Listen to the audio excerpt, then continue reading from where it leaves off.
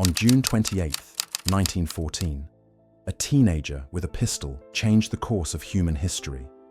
His target was a man most people had never heard of.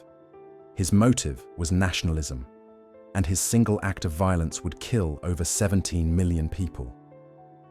This is the story of how one assassination in a city you've probably never visited sparked the deadliest conflict the world had ever seen.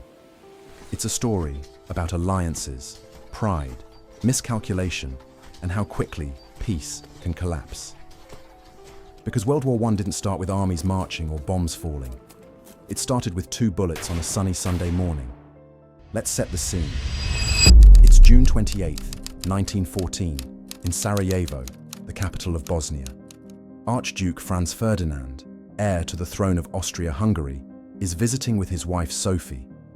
They're riding in an open-top car through crowded streets, waving to spectators. Franz Ferdinand isn't particularly popular, even in his own empire. But he's important. He's next in line to rule one of Europe's great powers. What he doesn't know is that 7 assassins are waiting for him along his route. They're members of a Serbian nationalist group called the Black Hand, and they want Bosnia free from Austrian rule. The first assassin loses his nerve. The second throws a grenade, but it bounces off the car and explodes behind them, injuring bystanders. Franz Ferdinand is furious but unhurt. He continues to the town hall, gives an awkward speech, then decides to visit the injured in the hospital.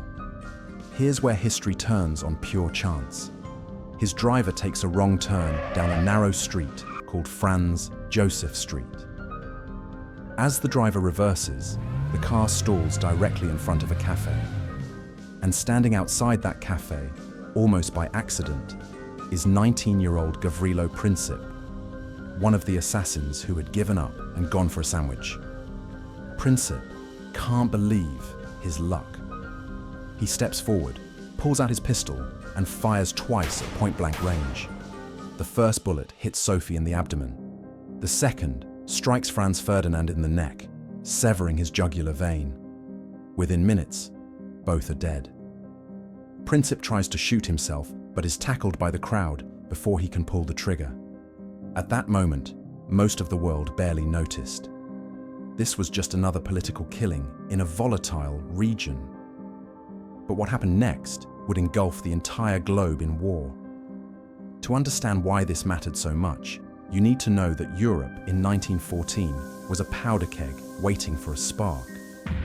The continent was divided into 2 armed camps linked by a web of alliances. On one side, Germany, Austria, Hungary, and Italy. On the other, France, Russia, and Britain. These alliances were supposed to keep the peace through deterrence. If you attack my ally, you attack me too, so don't attack anyone. It was mutually assured destruction before nuclear weapons made that phrase famous. Austria-Hungary was already in decline, a multi-ethnic empire held together by imperial tradition. Nationalist movements were tearing at its edges, and Serbia, a small independent nation nearby, was encouraging Slavic peoples within Austria to break away. The assassination gave Austria the excuse it had been looking for. But Austria wasn't strong enough to act alone, so it turned to its powerful ally, Germany. Germany gave Austria what historians call a blank check, unconditional support for whatever Austria decided to do. This was a catastrophic diplomatic move. But Germany believed Russia wouldn't dare intervene, and that any war would be quick and localized. They were wrong on both counts.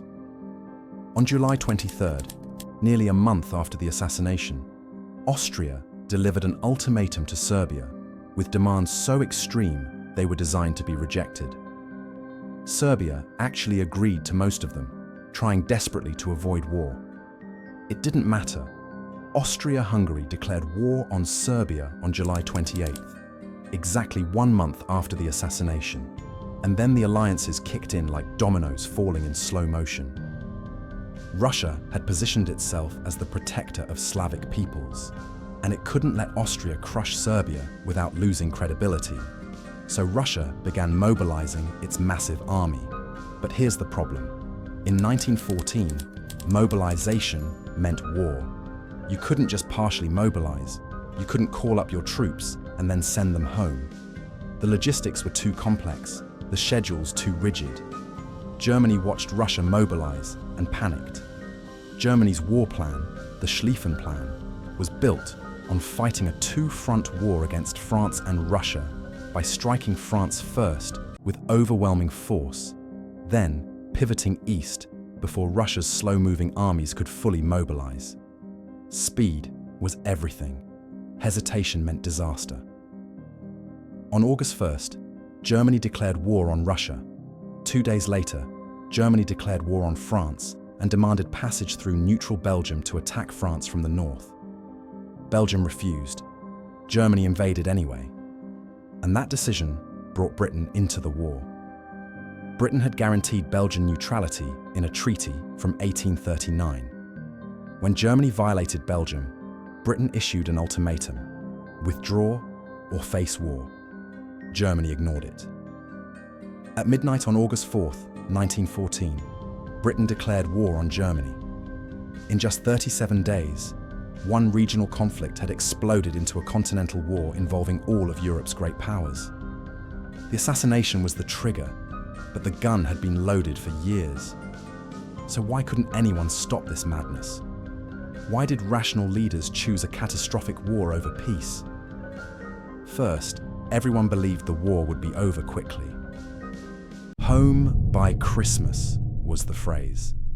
No one imagined 4 years of trench warfare, chemical weapons, and industrial-scale slaughter.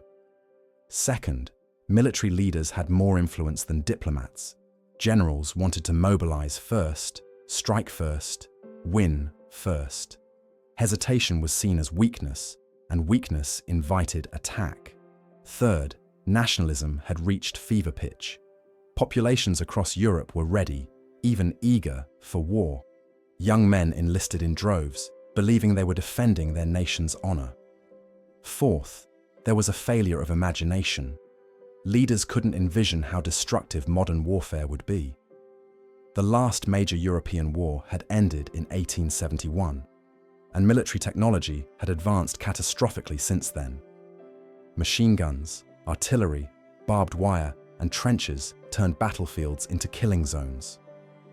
But the generals still thought in terms of cavalry charges and quick victories.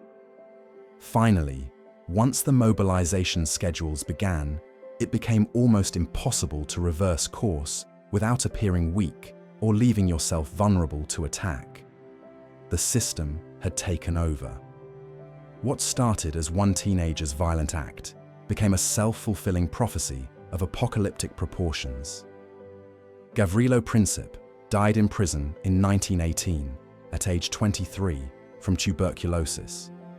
He lived just long enough to see the empire he hated collapse and the world he knew destroyed. World War I killed more than 17 million people and wounded 20 million more.